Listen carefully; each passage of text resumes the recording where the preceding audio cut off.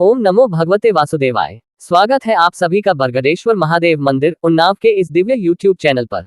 आज हम सुनने जा रहे हैं ब्रह्मपुराण का अद्भुत प्रसंग, सूर्य की महिमा तथा अदिति के गर्भ से उनके अवतार का वर्णन। अध्याय 18। भगवान ब्रह्मा जी ने बताया है कि कर्म वह है जो जीव को संसार में बांधता है, और ज्ञान वह ज्योति है जो जीव को बंधन से मुक्त करती है। परमात्मा सर्वत्र व्याप्त है, न उनमें कोई परिवर्तन है, न कोई भेद। जो साधक अपने कर्म को निष्काम भाव से करता है और ज्ञान के प्रकाश में लीन रहता है, वही सच्चे अर्थों में अध्यात्म मार्ग का साधक कहलाता है। इस अध्यात्म ज्ञान की प्राप्ति के लिए श्रद्धा, भक्ति, ध्यान और सत्संग, ये 4 मुख्य साधन बताए गए हैं। इनके द्वारा मनुष्य स्वयं में स्थित परमात्मा को अनुभव करता है। यदि आप भी ऐसे ही दिव्य पुराण प्रसंगों को सुनना चाहते हैं, तो हमारे चैनल बरगदेश्वर महादेव मंदिर उन्नाव को सब्सक्राइब करें। हर दिन शाम 5 बजे हमारे चैनल पर आपको ब्रह्मपुराण कथा सुनने को मिलेगी, और धीरे धीरे हम सभी 18 पुराणों की कथाएं आप तक लेकर आएंगे। अगर आपको किसी विशेष पुराण या प्रसंग से जुड़ी जानकारी चाहिए, तो कमेंट में जरूर पूछें, हम आपकी जिज्ञासाओं का समाधान अवश्य करेंगे। ब्रह्मा जी कहते हैं, भगवान सूर्य सबके आत्मा, संपूर्ण लोकों के ईश्वर, देवताओं के भी देवता और प्रजापति हैं। वे ही तीनों लोकों की जड़ हैं, परम देवता हैं। अग्नि में विधिपूर्वक डाली हुई आहुति सूर्य के पास ही पहुंचती है। सूर्य से वृष्टि होती, वृष्टि से अन्न पैदा होता और अन्न से प्रजा जीवन निर्वाह करती है।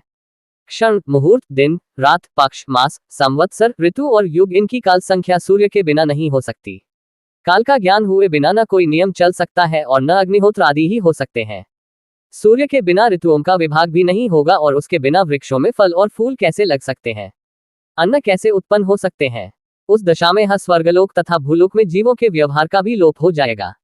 आदित्य, सविता, सूर्य, मिहिर, अर्क, प्रभाकर, मार्तंड, भास्कर, भानु, चित्रभानु, दिवाकर तथा रवि, इन 12 सामान्य नामों के द्वारा भगवान सूर्य का ही बोध होता है। विष्णु, धाता, भग, पूषा, मित्र, इंद्र, वरुण, अर्यमा, विवस्वान, अंशुमान, त्वष्टा तथा पर्जन्य, ये 12 सूर्य पृथक पृथक माने गए हैं।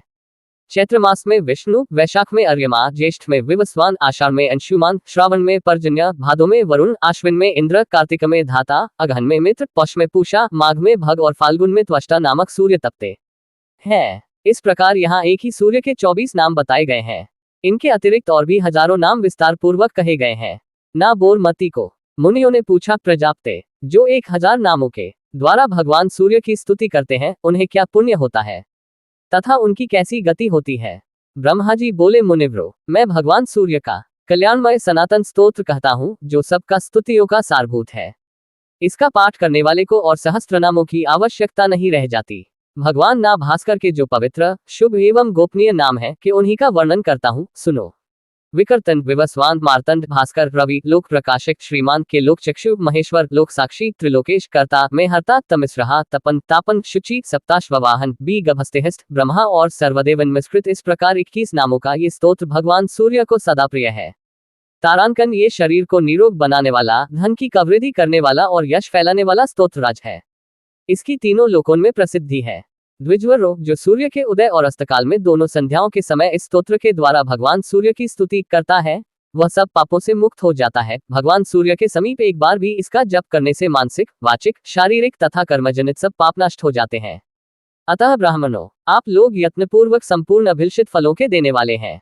इस प्रकार यहाँ एक ही सूर्य के 24 नाम बताए गए हैं। इनके अतिरिक्त और भी हजारों नाम विस्तार पूर्वक कहे गए हैं। मुनियों ने पूछा, प्रजापते, जो 1000 नामों के द्वारा भगवान सूर्य की स्तुति करते हैं, उन्हें क्या पुण्य होता है तथा उनकी कैसी गति होती है। ब्रह्मा जी बोले, मुनिव्रो, मैं भगवान सूर्य कल्याणमय सनातन स्तोत्र कहता हूँ, जो सबका स्तुतियों का सारभूत है। इसका पाठ करने वाले को और सहस्त्रनामों की आवश्यकता नहीं रह जाती। भगवान ना भास्कर के जो पवित्र, शुभ एवं गोपनीय नाम है, कि उन्हीं का वर्णन करता हूँ, सुनो। विकर्तन, विवस्वान, मार्तंड, भास्कर, रवि, लोक प्रकाशक, श्रीमान के लोक चक्षु, महेश्वर, लोक साक्षी, त्रिलोकेश, कर्ता, मेहर्ता, तमिस्रहा, तपन, तापन, शुचि, सप्ताश्ववाहन, बी गभस्तेहस्त, ब्रह्मा और सर्वदेवन्मस्कृत, इस प्रकार 21 नामों का ये स्तोत्र भगवान सूर्य को सदा प्रिय है। ये शरीर को निरोग बनाने वाला, धन की कवृद्धि करने वाला और यश फैलाने वाला स्तोत्रराज है। इसकी तीनों लोकों में प्रसिद्धि है। द्विजवरो, जो सूर्य के उदय और अस्तकाल में दोनों संध्याओं के समय इस स्तोत्र के द्वारा भगवान सूर्य की स्तुति करता है, वह सब पापों से मुक्त हो जाता है। भगवान सूर्य के समीप एक बार भी इसका जप करने से मानसिक, वाचिक, शारीरिक तथा कर्मजनित सब पाप नष्ट हो जाते हैं। अतः ब्राह्मणों, आप लोग यत्नपूर्वक संपूर्ण अभिलषित फलों के देने वाले भगवान सूर्य का इस स्तोत्र के द्वारा स्तवन करें। मुनियों ने पूछा, भगवान, आपने भगवान सूर्य को निर्गुण एवं सनातन देवता बतलाया है, फिर आपके ही मुंह से हमने ये भी सुना है कि वे 12 स्वरूपों में प्रकट हुए। वे तेज की राशि और महान तेजस्वी होकर किसी स्त्री के गर्भ में कैसे प्रकट हुए, इस विषय में हमें बड़ा संदेह है। ब्रह्मा जी बोले, प्रजापति दक्ष के 60 कन्याएं हुई, जो श्रेष्ठ और सुंदरी थी। उनके नाम अदिति, दिति, धनु और विंता आदि थे। उनमें से 13 कन्याओं का विवाह दक्ष ने कश्यप जी से किया था। अदिति ने तीनों लोकों के स्वामी देवताओं को जन्म दिया। दिति से दैत्य और धनु से बलाभिमानी भयंकर दानव उत्पन्न हुए। विंता आदि अन्य स्त्रियों ने भी स्थावर जंगम भूतों को जन्म दिया। इन दक्ष सुताओं के पुत्र, पौत्र और दौहित्र आदि के द्वारा ये संपूर्ण जगत व्याप्त हो गया। कश्यप के पुत्रों में देवता प्रधान हैं, वे सात्विक हैं। इनके अतिरिक्त दैत्य आदि राजस और तामस हैं। देवताओं को यज्ञ का भागी बनाया गया है, परंतु दैत्य और दानव उनसे शत्रुता रखते थे, अतः वे मिलकर उन्हें कष्ट पहुंचाने लगे। माता अदिति ने देखा, दैत्यों और दानवों ने मेरे पुत्रों को अपने स्थान से हटा दिया और सारी त्रिलोकी नष्टप्राय कर दी। तब उन्होंने भगवान सूर्य की आराधना के लिए महान प्रयत्न किया। वे नियमित आहार करके कठोर नियम का पालन करती हुई एकाग्रचित हो आकाश में स्थित तेजोराशि भगवान भास्कर का स्तवन करने लगी। अदिति बोली, भगवान, आप अत्यंत सूक्ष्म, परम पवित्र और अनुपम तेज धारण करते हैं। तेजस्वियों के ईश्वर, तेज के आधार तथा सनातन देवता हैं। आपको नमस्कार है। गोप्ते, जगत का उपकार करने के लिए मैं आपकी स्तुति आपसे प्रार्थना करती हूँ। प्रचंड रूप धारण करते समय आपकी जैसी आकृति होती है, उसको मैं प्रणाम करती हूँ। क्रमशः 8 मास तक पृथ्वी के जल रूप रस को ग्रहण करने के लिए आप जिस अत्यंत तीव्र रूप को धारण करते हैं, उसे मैं प्रणाम करती हूँ। आपका वह स्वरूप अग्नि और सोम से संयुक्त होता है। आप गुणात्मा को नमस्कार है। विभावसो, आपका जो रूप ऋक, यजुष और साम की एकता से त्रैसंज्ञक इस विश्व के रूप में तपता है, उसको नमस्कार है। सनातन, उससे भी परे जो ओम नाम से प्रतिपादित स्थूल एवं सूक्ष्म रूप निर्मल स्वरूप है, उसको मेरा प्रणाम है। ब्रह्मा जी कहते हैं, इस प्रकार बहुत दिनों तक आराधना करने पर भगवान सूर्य ने दक्षकन्या अदिति को अपने तेजो में स्वरूप का प्रत्यक्ष दर्शन कराया। अदिति बोली के आदि कारण भगवान सूर्य, आप मुझ पर प्रसन्न हो। गोप्ते, मैं आपको भली भांति देख नहीं पाती। दिवाकर, आप ऐसी कृपा करें जिससे मुझे आपके रूप का भली भांति दर्शन हो सके। भक्तों पर दया करने वाले प्रभु, मेरे पुत्र आपके भक्त हैं, आप उन पर कृपा करें। तब भगवान भास्कर ने अपने सामने पड़ी हुई देवी को स्पष्ट दर्शन देकर कहा, देवी, आपकी जो इच्छा हो उसके अनुसार मुझसे कोई एक वर मांग ले। अदिति बोली, देव, आप प्रसन्न हो। अधिक बलवान दैत्यों और दानवों ने मेरे पुत्रों के हाथ से त्रिलोकी का राज्य और यज्ञ भाग छीन लिए हैं। गोप्ते, उन्हीं के लिए आप मेरे ऊपर कृपा करें। अपने अंश से मेरे पुत्रों के भाई होकर आप उनके शत्रुओं का नाश करें। भगवान सूर्य ने कहा, देवी, मैं अपने 1000वें अंश से तुम्हारे गर्भ का बालक होकर प्रकट होऊंगा और तुम्हारे पुत्र के शत्रुओं का नाश करूंगा। यो कहकर भगवान भास्कर अंतर्धान हो गए और देवी अदिति भी अपना समस्त मनोरथा सिद्ध हो जाने के कारण तपस्या से निवृत्त हो गईं। तत्पश्चात वर्ष के अंत में देवमाता अदिति की इच्छा पूर्ण करने के लिए भगवान सविता ने उनके गर्भ में निवास किया। उस समय देवी अदिति यह सोचकर कि मैं पवित्रतापूर्वक ही इस दिव्य गर्भ को धारण करूंगी, एकाग्रचित होकर कृच और चांद्रायन आदि व्रतों का पालन करने लगी। उनका ये कठोर नियम देखकर कश्यप जी ने कुछ कुपित होकर कहा, तू नित्य उपवास करके गर्भ के बच्चे को क्यों मारे डालती है। तब वे भी रुष्ट होकर बोली, देखिए, ये रहा गर्भ का बच्चा, मैंने इसे नहीं मारा है, यही अपने शत्रुओं का मारने वाला होगा। यो कहकर देवमाता ने उसी समय उस गर्भ का प्रसव किया। वह उदयकालीन सूर्य के समान तेजस्वी अंडाकार गर्भ सहसा प्रकाशित हो उठा।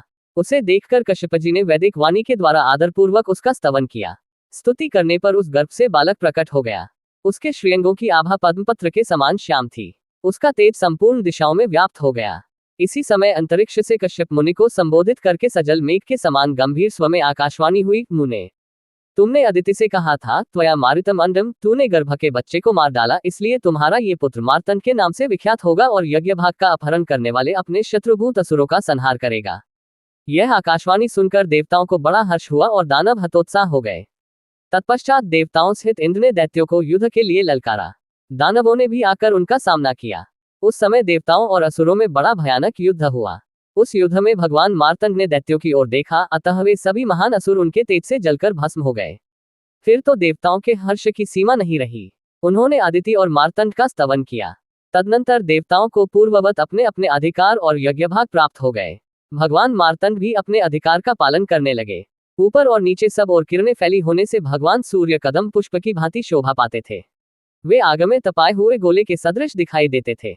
उनका विग्रह अधिक स्पष्ट नहीं जान पड़ता था। यदि आपको हमारे वीडियो ज्ञानवर्धक लगे तो लाइक, शेयर और सब्सक्राइब करना न भूलें, ताकि अधिक से अधिक लोग पुराणों की इस अमृतधारा से जुड़ सकें।